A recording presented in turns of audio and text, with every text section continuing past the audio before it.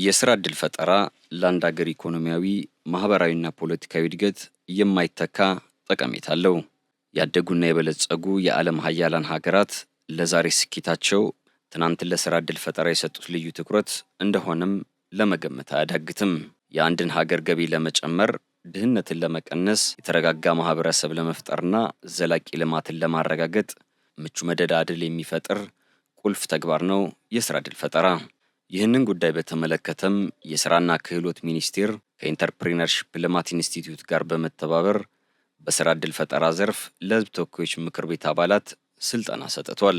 ይህ የስልጠና መድረክ በአባልነት ለሚቀጥሉ የምክር ቤት አባላት ምክር ቤታዊ ስራዎችን የበለጠ በእውቀትና ክህሎት ለመፈጸም የሚያግዛቸው ሲሆን፣ በሌላ ተልእኮ ለሚሰማሩ የምክር ቤት አባላት ከፖለቲካ ባሻገር በንግድና ኢንቨስትመንት ዘርፎች ተሰማርተው ራሳቸውንም ሆነ ሀገራቸውን መጥቀም እንዲችሉ ጠቀሜታው የላቀ መሆኑን ገልጸዋል። የስልጠና መድረኩ የምክር ቤት አባላት በስራ ዕድል ፈጠራ ዘርፍ ተአምር መፍጠር እንደሚቻል ውስጣቸውን የፈተሹበትና ችግሮችን በመቋቋም የተሻለ ስኬት ማስመዝገብ እንደሚቻል የተገነዘቡበት መሆኑን እንዲህ ይገልጻሉ። 2 ቀን በስራና ክህሎት ሚኒስቴር በኢዲአይ የተዘጋጀው ስልጠና በጣም ጥሩ ነው። አሁን ካለንበት ምዕራፍ ጋር የሚመጋገብ ነው። አሁን ያለንበት ምዕራፍ የ6ኛው ዙር 5ኛ ዓመት ማጠቃለያ ስራ ከህዝብ ውክልና ስራ መተን መጨረሻው ስራ እንሰራበት ነው። እዛው ሳለ ደግሞ የ7ኛ ዙር ምርጫ የሚካሄድበት ነውና ሞር ኦር ለስ ትራንዚሽን የሚመስል ነገር አለ። የመጀመሪያው ማጠናቀቅ እዛው ሳለ ለሚመረጥና ለዛ አንዱ ይህ ምክር ቤት የስራውን የሚቋጭበትና የቋጨውን ስራም በሪፖርትም አደራጅቶ ለሚቀጥለው ምክር ቤት ጭምር የሚያስረክብበት ነውና ስለዚህ ለዛ ያለው ዝግጁነት እንግዲህ ያው በ5 ዓመት የሚቀጥል ፕሮሰስ ስለሆነ የሚቀጥሉ ምክር ቤት አባላት ይኖራሉ፣ የማይቀጥሉ ምክር ቤት አባላት ይኖራሉ። ሌላ ተልእኮ የሚወስዱ እንግዲህ ዱላ ቅብብሎች ነው። ስለዚህ ይሄ ምዕራፍ ላይ የሚቀጥሉት ደግሞ አሁን ከነበራቸው 5 ዓመት ቆይታ ምን ጠንካራ ጎኖችን አግኝተው በዛ ውስጥ ደግሞ የራሳቸውን ብቃት በምን ልክ አስተካክለው ለሚቀጥለው ምክር ቤት ራሳቸውን ዝግጁ ያደርጋሉ። እንግዲህ የእጩነት ፕሮሰስ አለ፣ የምርጫ ፕሮሰስ አለ፣ መንግስት የመመስረት ፕሮሰስ አለና በዚህ ፕሮሰስ ውስጥ አልፈው የሚደርሱ በዛ ልክ እንዲዘጋጁ ነው። ሌሎችም ደግሞ ሌላ ተልእኮ በሚሸከም ልክ 5 ዓመት ቆይታው እንደው ምቾትና መደላደል ፈጥሮ ለሚቀጥለው ዝግጁነት እንዳያንስ እንደዚህ አይነት ሁኔታዎች ላይ ራስን ማዘጋጀት እንዳለ የሚገልጽ ነው። የስራና ክህሎት ሚኒስቴር ለፓርላማ አባላት ባዘጋጀው የ2 ቀን ስልጠና ብዙ ግብአቶችን ነው ያገኘ ነው።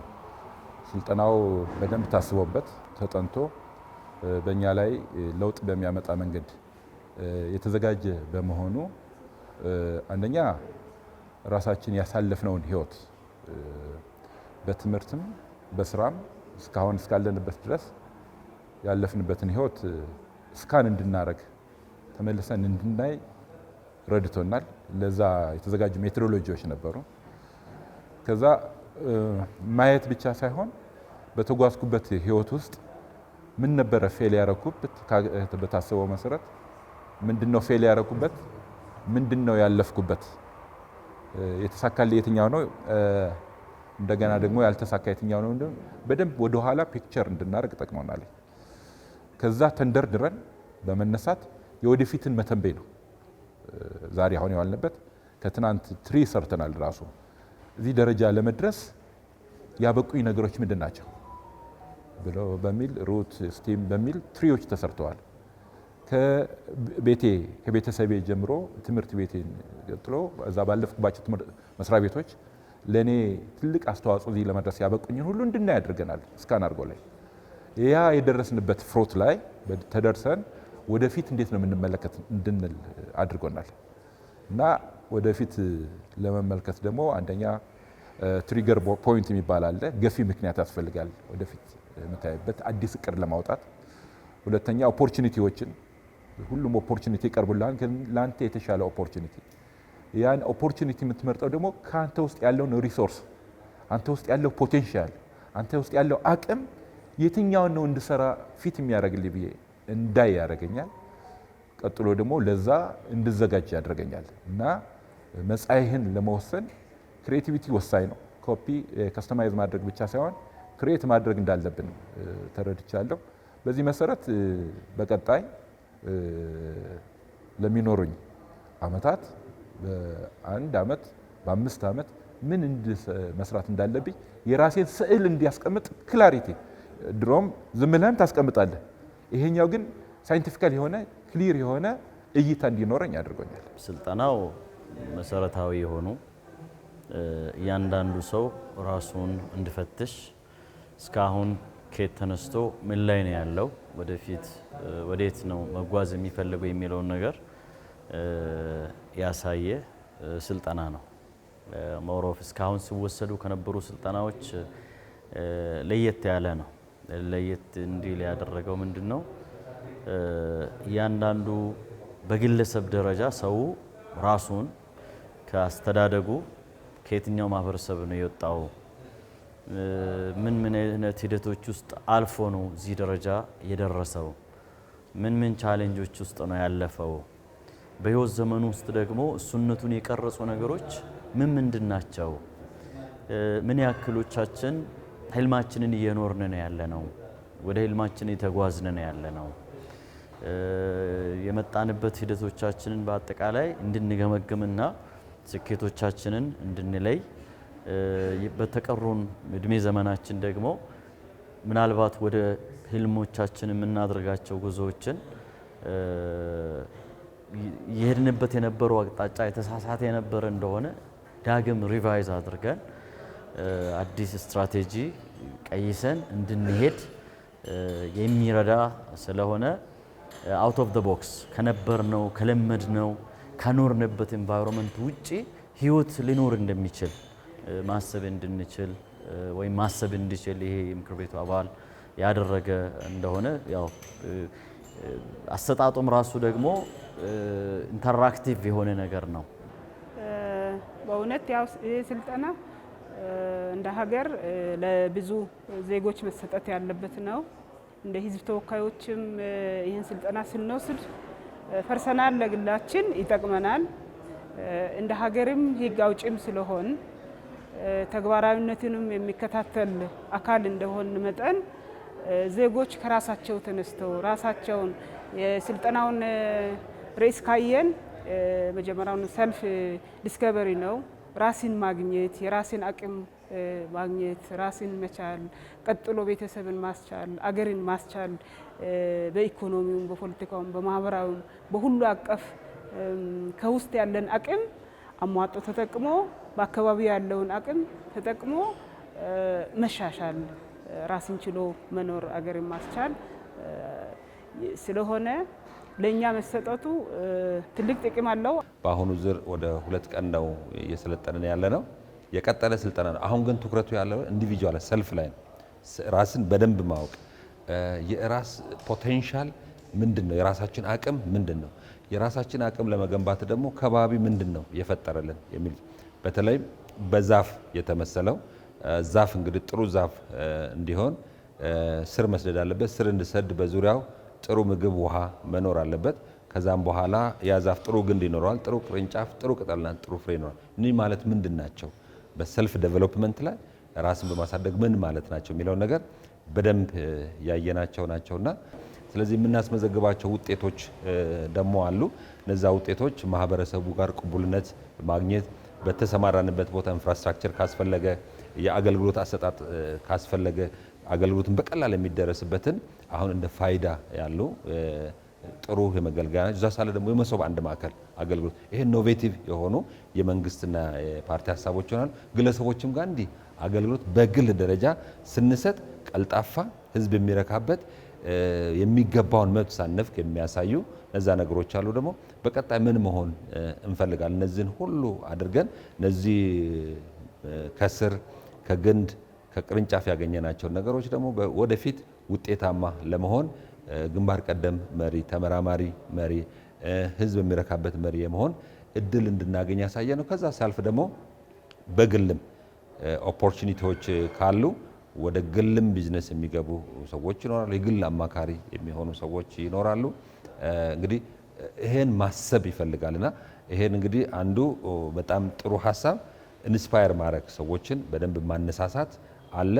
ለምን ቁጭ አልኩኝ? ምንድነው አሻግሬ እያየሁ ነው? በምን ልክ አሻግሬ ያለው አሻግሬ ያየሁትን ነገር ውጤት እያመጣልኝ ነው ወይ የሚለው ነገር ሁሉም አባል ባለበት ኢንቫይሮንመንት ውስጥ እንዳይ ያደረገ ነውና ጥሩ ትምህርት የቀሰምንበት ነው ብዬ አስባለሁ።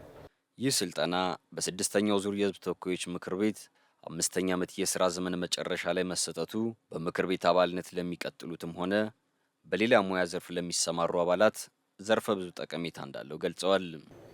የመጨረሻ የምክር ቤት ዘመን ላይ ምክር ቤቱ እንደመሆኑ መጠን ከዚህ በኋላ አንድ ጃንክቸር ነው። አንድ ከሆነ ጉዞ ነበር። ከዛ በኋላ ወደ ምክር ቤት መጣ። 5 ዓመት ህዝቡን ወክሎ እዚህ የተለያዩ ስራዎችን ሲሰራ ነበር። ይቀጥል ይኖራል። ወጥቶ ወደ ሌላ ስራ የሚሰማራ ይኖራል። ሰው በዚህን ሰዓት ላይ ስልጠና መሰጠቱ ደግሞ በጣም የበለጠ አስፈላጊና ወሳኝ ያደርገዋል ማለት ነው። ሰዎች ከአንድ ምዕራፍ ወደ ሌላ ምዕራፍ ከአንድ የስራ ኤንቫይሮንመንት ወደ ሌላ ስራ ኤንቫይሮንመንት ወይም ከባቢ በሚሄዱበት ሰዓት ላይ ምን ታሳቢ ማድረግ መቻል አለባቸው? አስተሳሰባቸውን እንዴት አድርጎ ቆም ብሎ መቃኘት አለባቸው? ከየት ተነስቶ ወዴት ነው መሄድ ያለባቸው ወይም ደግሞ መሄድ የሚፈልጉት የሚለውን ነገር የሚያመላክት ስለሆነ በጣም ወሳኝ ነው። በጣም ይጠቅማቸዋል ብዬ ነው የማስበው። አንደኛ ለራሳችን እየተሰጠ ያለውም አጋጣሚ ያው የስድስተኛው ዙር ምርጫ መጨረሻው ዘመን ላይ 5ኛ ዓመት ላይ ነው ያለነው። ከዚህ ውስጥ ግማሹ በምክር ቤት አባልነት የሚቀጥሉ ይኖራሉ፣ ግማሹ በሌላ ስምርት ላይ የሚሰማራ ስለሆነ ባለበት ሁሉ ሰው ውጤታማ ሆኖ ውስጡ ያለውን ፖቴንሻል በስልጠናው ላይ ትላንት የነበርንበት ዛሬ ያለንበትና ነገ ደግሞ ቀጣይ የተሻለ ነገን የተሻለ ለማድረግ የሚያዘጋጀን ስልጠና ስለሆነ ምክር ቤቱ ስለሚቀጥሉትም በፊት ያለፏቸውን ያመለጣቸውን እድል ተጠቅመው የተሻለ ውጤታማ ስራ የሚሰሩበት፣ ህግ የሚያወጡበት፣ ተፈጻሚነቱን የሚከታተሉበት ከዚህ ወጥቶ በሌላ ስምርት ላይ ለሚሄዱትም በሄዱበት ሁሉ ውጤታማ ሆኖ የሚቀጥሉበት ስለሆነ ስልጠናው በጣም ጠቃሚና እንደ ሀገርም ለህግ አውጪው ነው እየተሰጠ ያለው። እንግዲህ ኢትዮጵያን አጠቃላይ የወከለ ማህበረሰብ ስለሆነ በሄደበት ለህዝብ እኩልና ጊዜም ሲሄድ ወደ ቤተሰብም ሲሄድ ሁሉን ሰው አነቃቅቶ እዚህ መስመር ውስጥ አስገብቶ ውጤታማ ስራ ይሰራል የሚል እምነት ስላለን መልካምና ውጤት ማስገኘት የሚችል ስልጠና ነው። በተገቢ ሰዓትም እየተሰጠ ያለ ስልጠና ነው ያምናለሁ። ከፓርላማ ልምድ ያገኘን ሰዎች ጥሩ ልምዶች አግኝተናል። በአመራር ጥበብ አግኝተናል። ተቋማትን በቋሚ ኮሚቴ ለማየት ችለናል። እንደገና ደግሞ እንደ ፓርላማ አገራችን ውስጥ ያሉ ሁሉን ተቋማት ነው የምናየው። ስለዚህ ከማህበራዊም ከኢኮኖሚም ዘርፍም ከህግም ከስርዓት ማስከበርም ከሁሉም ጉዳዮች ስላየን በምንሄድበት ቦታ ላይ እነዚህ ልምዶች ይዘን ወደ ውጤት የሚያመጣን ነው። ፓርቲ ደግሞ የሚሰጠው እድል ይኖራል። እንደገና ደግሞ ተቋማት የሚሰጡን እድል ይኖራልና በዛ የበለጠ ልናበረክት ብዙ የተነሳ ነገር አንድ ግርም ያለኝ ኢትዮጵያውያን በደንብ አንተዋወቅም የሚል ብዙ ተነስቷል። በዛ ልክ ነን ወይ? በደንብ መተዋወቅ የበለጠ መተዋወቅ ጥሩ ነው። ግን የምንተዋወቀን አገር የጋራ ሃይማኖት የግል እያል የኖርን የሁሉን ሃይማኖት ቅብሉነት ያለ አንዱ ለአንዱ ሪስፔክት የማድረግ እድል ያለንና ያለንን ቫልዩ አንዳንድ በደንብ ማየት ይጎለናል የሚለውን ደግሞ መሙላት እና ግን ከምንም በላይ ይሁነኝ ብሎ መስራት አልቆ መስራትና ሁኔታዎችን ዛሬ ላይ ሆኖ 20 ዓመት ላይ አሻግሮ በማስተዋል ማየት ከአንድ ሰው እይታ ደግሞ ከአንድ ብርቱ ሁለት መድኃኒቱ እንድሉ አንድ ሎሚ ለጌጡ 50 ሎሚ ደግሞ ሸም ነው የሚሆነው ለአንድ ሰው። ስለዚህ ሁላችንም ተከፋፍለን ሀሳባችን ብንይዝ ቲም አፓችንን ብናደራጅ ኢትዮጵያዊነትን ብናጎላ ብዝሃነትን ብናስተናግድ ውጤታማ እንሆናለን የሚል ሀሳብ አለ። በግለሰብም ይሁን በሀገር ደረጃ አዳዲስ ግኝቶችን ለመፍጠርና የተሻለ ኢኮኖሚ ማስመዝገብ እንዲቻል በኢትዮጵያውያን የሥራ ባህልና በትምህርት ስርዓቱ ላይ መሰረታዊ ለውጥ በማድረግ ተግተው ሊሰሩ እንደሚገባ የምክር ቤት አባላት ይገልጻሉ። ሀገራችን ወደፊት ማደግ እንዳለባት በቀጣይ 10 ዓመታት አሁን በውይይታችን ላይ ተነስተናል። ኢትዮጵያ ምን መድረስ እንደምትችል ተንበያና ወደዛ ሲተነበይ ግን በማቴሪያል ብቻ አይደለም፣ በቴክኖሎጂ ብቻ አይደለም። ቴክኖሎጂውንም ማቴሪያሉን የሚሰራው የሰው ኃይል ነው። ለዛ ደግሞ ንቁ ታታሪና ራዕይ ያለው ትውልድ ያስፈልጋል። ያን ትውልድ አሁን አለ ወይ ለማለት ከባድ ነው። ትምህርት ቤቶቻችን፣ ዩኒቨርሲቲዎቻችን በጥራት በብቃት በዛ ደረጃ እያበቁ እንዳልሆነ የትምህርት ጥራታችን የወረደ እንደሆነ ራሳቸው የትምህርቱ ባለቤቶች ሚኒስቴር መስሪያ ቤቶችም እየተናገሩ ነው ያሉት። አሁን ባለፉት 3 ዓመታት ፈተና ምናምን የተባለ የሚደረገው እኮ ያንን እናምጣ ወደ ትምህርት ጥራት እንምጣ ተብሎ ነው። የትምህርት ቤቶች ራሱ የኢትዮጵያ የስራ ባህል ኢትዮጵያውያን የስራ ባህል ሲታይ ከሌሎች አደጉ ከተባሉ ሀገሮች ጋር ሲታይ በጣም የሚቀርና በስራ ባህላችን ላይ እንደ አብዮት መካሄድ ያለበት ጉዳይ አለ። በቃ ስፔሻል ትኩረት ተሰጥቶት ልዩ ስትራቴጂ ወጥቶለት እንደዚህ የማብቃት ስራ ሰውን የማብቃት ስራ መሰራት እንዳለበት አምናለሁ። የስራ ባህላችን በጣም ደካማ ነው። ለምን ያዝነውን ነገር ለመቀየር በጣም ነው ሬዚስት የሚያደርገን፣ ይቋቋማል። ያኛው ከያዝነው ነገር የመጀመሪያ ያዝነው ነገር ትክክል ነው የተሰጠኝ ነው የማለት ነገር ነው ያለን። ሌላን ነገር የመሞከር አዲስ ነገርን የመሞከር ልምዱ የለንም። ስለዚህ ከዚህ ባህል ማለፍ ነው ያለብን። ያው ዓለም አንድ የሆነች ነው። አሁን ቴክኖሎጂ እየዘመነ ነው ያለው።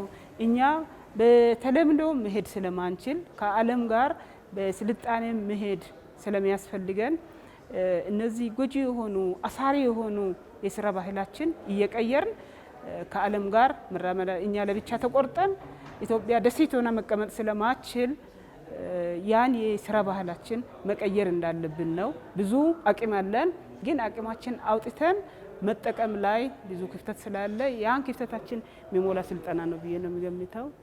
እኔ በተለያዩ ስራ ዘርፍ ላይ ስላለሁኝ ከሚገጥሙኝ በርካታ ችግሮች ውስጥ አንዱ እውቀት ያለው ቅን የሆነ የስራ ተነሳሽነት ያለውን ሰራተኛ ማግኘት እዚህ ሀገር ላይ ፈተና ሆኗል። ይሄ በጣም ከባዱ ፈተና ማለት ነው። ይሄ ከምን የመነጨ ነው? ከስራ ባህላችን የመነጨ ነው። ሰው ለምን ስራ እንደሚሰራ በትክክል ካለመገንዘብ የመነጨ ነገር ነው። ሰው ልጅ ስራ ሲሰራ ገንዘብ ለማግኘት ነው። ገንዘብ የሚያገኝ አንድ ዳቦ ካገኘው ብሎ የሚያስብ ከሆነ ያ ሰው ስራ እየሰራም አይደለም፣ የመስራት ሞራልም አይደለም። ሰው ለአንድ ዳቦ አይደለም የሚሰራው። ሰው ሀገርን ለመገንባት ይሰራል። ሰው ሀገሩን ለማሳደግ ይሰራል። ከግሉ አንጻር አንድ ሰው ከአንድ እንጀራ በላይ ላይበላ ይችላል። በአንድ ቀን አንድ ልብስ በላይ ላይለብስ ይችላል። አንድ አልጋ በላይ ላይተኛ ይችላል። ከአንድ መኪና በላይ በሁሉም 4-5 መኪና ቢኖረው በ2-3 መኪና ላይሄድ ይችላል። ሰው ልጅ ግን እዚች ምድር ላይ ፈጣሪ ሲፈጥረው ምድርን እንዲያንጽ ነው። ምድርን ጭምር እንዲገነባ ነው። የራሱ የግሉን ቤት ብቻ እንዲገነባ አይደለም። የራሱን ኑሮ ብቻ እንዲያሻሽል አይደለም። ሀብት አፍርቶ አካባቢውን እስከቻለ ድረስ ቀይሮ የስራ እድልን ፈጥሮ ሀብት አፍርቶ ለትውልድ የሚሸጋገር ነገር። ዛሬ እኮ እኛ እየኖርን ያለ ነው። እኛ ባፈራነው ሀብት ብቻ አይደለም እየኖርን ያለ ነው። ጥንት አባቶች በዘረጉት መንገድ በገነቡት ሆስፒታሎች፣ ትምህርት ቤቶች እየተማርን እየታከምን እየተገነባ በመጣ ነው። የዓለም ሀብት እንዳጠቃላይ ስንመለከት የሆነ ትውልድ ብቻ የገነባው አይደለም። እኛ እዚህ ጋር ነው ትልቁ ፕሮብሌም ያለው። ስራን በሰዓት የገደበ ህዝብ ማህበረሰብ ነው። ሰዓትን ነው የሚሰራው እኛ ሰው እንጂ ስራን አይሰራም። ጠዋት 2 ሰዓት መግባት 8 ሰዓት መውጣት ወይም 11 ተኩል መውጣትን ነው እንጂ ምን ፐርፎርም አደረኩ ምን ሰራው ብሎ አያስብም። ስራ መናቅ አለ። ስራን ቁጭ ብሎ የሆነ አካል አምጥቶ እንዲሰጠው ይፈልጋል እንጂ መፍጠር ስራን የመፍጠር ፍላጎቱ ክህሎቱ የለም። የሚሰጠው ትምህርትም ለዛ የሚጋብዝ አይደለም። ፎር ዛት ማተር እውነቱን እንነጋገር ካለን ትምህርትም የምንማረው ትምህርትም የሆነ ቦታ ላይ የተሰራን ወይም የሚሰራን ወይም የሚታለምን ነገር እንጂ ተምሮ ሰው እጁን በቃ ምንም ሳይፈራ ጭቃ መንካት ካለበት ነክቶ ሲሚንቶ ማብኳት ካለበት አብክቶ ይሄ በቃ የሆነ ነገር ብቻ ማለት አይደለም። ምንም ሳይንቅ እንዲሰራ የሚጋብዝ ትምህርት አይደለም። ቴዎሬቲካል ነው አብዛኛው ፓርት ማለት ነው። በምክር ቤት አባሉ የሚጠበቅበት አንደኛ ይሄንን አስተሳሰብ ማህበረሰቡ ዛሬ አባልም ሆነ ነገ ማህበረሰቡ ውስጥ ነው ሄዶ የሚቀላቀለው የሆነ ቢሮ ሰራተኛ ኃላፊ የሆነ ነገር ሊሆን ይችላል፣ ወደ ግሉም ሊመለስ ይችላል። ይሄን ባህል እንዴት ነው የሚቀየረው? አንድ ሰው ሰርቶ አይቀየርም። ይሄን ባህል የሁላችንም ርብርብ ይፈልጋል። ወላጆች ልጆቻቸውን ሲያሳድጉ ልጆቻቸው ቤት ውስጥ ስራ እያሰሩ እቃ እያሳጠቡ ልብስ እያሳጠቡ አልጋ እንዲያነጥፉ እያደረጉ ነው ወይ ልጆች እያሳደጉ ያሉ ወላጆች? በተለይ አሁን ከተሜነት እየተስፋፋ በመጣበት ሰዓት ላይ ሰራተኛ የለም ነው እንጂ የሚባለው ፋሚሊው ተረባርቦ ስራ መስራት ምናልባት የድሮ እኛ ያለፍንበት ወሰነ ደረጃ አለ። ልጆቻችንን ውሃ በመቅዳት ከወንዝ እናግዝ ይሆናል፣ እንጨት በመልቀም ልናግዝ እንችላል፣ ከብት በማገድ ልናግዝ ነበር። ያ ባህል የለም እዚህ ከተማ ጋር ስትመጣ። ስለዚህ ያ ምን እየሆነ ነው ያለው? ልጆች ወንዶቹ ሴቶቹ ምንም አይነት እጃቸውን አጣጥቦ በልቶ ሰራተኛ ልብስ አንጥፎላቸው የቤተሰብ ይሄ አይነት ባህል በጣም አደገኛ ነገር ነው። ትምህርት ቤት ልጆች የምናስተምራቸው የሙከራ ትምህርቶች አሉ ወይ? የሙከራ ትምህርት እርሻ ስታስተምር ወስዶ ሄዶ ኮትኮቶ ተክሎ እንዴት እንደሚኮተኮት እንዴት እንደሚተከል ስለ ንግድ ስናወራው የሆነ እቃ አምጥቶ ሽጦ ምን መግዛት መሸጥ ምን እንደሆነ ያስተማርነው ነው ያልን ያለ ነው። ስለ ኢንጂነሪንግ ስናስተምረው የሆነ ነገር ሰተነው ገንባ ብለን ስምንቶ አብኩተ አሸዋጋ ቀላቅለ ውሃ ጨምረህበት ገንባ ብለን ይሄ እንደ ማህበረሰብ ውድቀታችን ስለሆነ አሁንም ቢሆን ይሄን ትልቅ ህዝብ ይዘን የሥራ ፍላጎት፣ የሥራ ተነሳሽነት፣ ቁርጠኝነት፣ ስራ ሳይንቅ የመለወጥ ፍላጎት፣ የማደግ ፍላጎት ያለውን ትውልድ ካልፈጠርን በስተቀር የተወሰነ የትውልድ ብቻ እየሰራ ሌላው ጥገኛው ነው። እኔ ፎር ዩር ሰርፕራይዝ አብዛኛው ኢትዮጵያ ቤተሰብ 8 አባት እናትን ጨምሮ 8 ቤተሰብ ቤት ውስጥ ይኖራል። የደረሱ ጎረምሶች፣ ወጣቶች ምናልባት አንድ ሰው ብቻ ሊሰራ ይችላል። የተቀረው የቤተሰብ ጥገኛ ነው ማለት ነው። እንዲህ አይነት ማህበረሰብ ነው ያለው በአብዛኛው። ሌላ ሀገር ላይ እንዲህ የለም። 18 ዓመት ልጅ ሲሞላው ራስን ቻል ነው የሚባለው። አባት እንኳን ድርጅት ቢኖረው ደሞዝ እየከፈሉ ድርጅቱ ላይ ሰራተኛ አድርጎ ያሰራዋል እንጂ ጥገኛ አይሆንም። ይሄ የጥገኝነት ሜንታሊቲ ቤተሰብ ላይ መንግስት ላይ የሆነ ነገር ላይ ማድረግ ይሄንን ማላቀቅ መቻል አለብን። በመጨረሻ ደረጃ ደግሞ በጣም ሱሶች ወጣቶቻችን የሥራ ተነሳሽነታቸውን እየገደለ ነው ያለው። ጫት የተለያዩ አካባቢዎች ላይ መሀል ከተማ ትልልቅ ከተሞች ትንሽ አትልም። ጧት የሆነ ነገር ተፍተፍ ብሎ ይሰራል። ያቺ የሰራትን ሄዶ ይቅምበታል።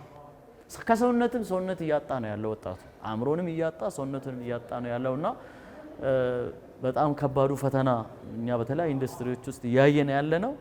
በቂ ሰራተኛ፣ ተነሳሽነት ያለው ሰራተኛ፣ ክህሎት ያለው ሰራተኛ፣ ኃላፊነት ወስዶ ስራን የሚመራ ሰራተኛ ማግኘት ፈተና የሆነ ነው ያለውና ይሄንን መቀየር ግድ ይላል። ህዝብ ቁጥር ሲጨምር በረከት ነው። ምን ሲሆን ነው ይሄ በረከት? ክህሎት ያለው ፍላጎት ያለው የማደግ የለውጥ ፍላጎት ያለው በቃ የተለያዩ ስራ አማራጮችን የሚሞክር ትውልድን ካልፈጠርን በስተቀር ይሄንን ትልቅ ሀገር ማስቀጠል በጣም ፈታኝ ነው የሚሆነው። ሁሉም የማህበረሰብ ክፍልም የምክር ቤቱ አባልም በዚህ ላይ ማያቋርጥ ግንዛቤ ስራ ሰርቶ ማሳየት የሚፈልግ ይመስለኛል። የምክር ቤት አባላት በፖለቲካውም ሆነ በስራ ዕድል ፈጠራ ዘርፉ በእውቀትና ክህሎት ላይ ተመስርተው ስራቸውን የበለጠ በማከናወን ራሳቸውንና ሀገራቸውን መጥቀም እንዲችሉ የሚያግዝ የስልጠና መድረክ መሆኑን ገልጸዋል።